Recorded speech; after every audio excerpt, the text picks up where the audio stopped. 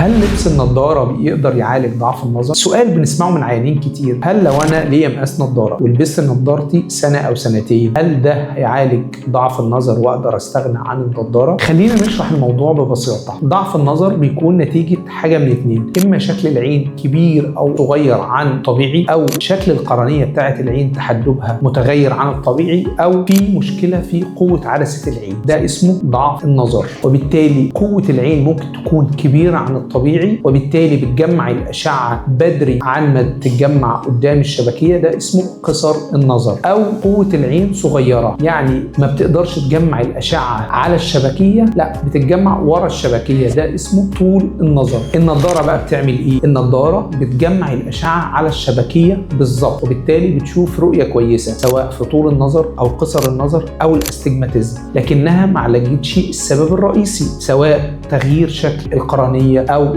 ان العين حجمها اكبر من الطبيعي او اقل من الطبيعي. يبقى فايده النضاره ان هي تخليك تشوف كويس وانت لابس، اما تقلعها هتلاقيك مش شايف كويس. طيب امال ايه فايده كده لبس النضاره؟ النضاره بتخلي العين تشوف رؤيه كويسه، وبالتالي بتحمينا من حدوث كسل وظيفي في العين، اللي هو معناه ان المخ يتعود على الرؤيه السيئه. وبالتالي حتى باجي عند بعض الاشخاص اللي عندهم كسل في العين اجي اديله المقاس بتاع النضاره بتاعه، المخ ما يستجيبش وتبقى النضاره ملهاش لازمه، ولو جينا في الوقت ده حتى نعمل له تصحيح مش هيستفاد بيه. بالتالي لما بنلبس النضاره بنشوف كويس، ما يبقاش عندنا صداع ولا اجهاد. 3 نحافظ على العين من حدوث الكسل الوظيفي، خاصه لو الضعف في عين واحده، وبالتالي نحافظ على نظرنا من حدوث الكسل حتى لو حبينا نعمل تصحيح بعد كده تكون الرؤيه كويسه. انا دكتور طه فاروق، استشاري ومدرس جراحات العيون والليزك، ودي كانت معلومه عن عيني.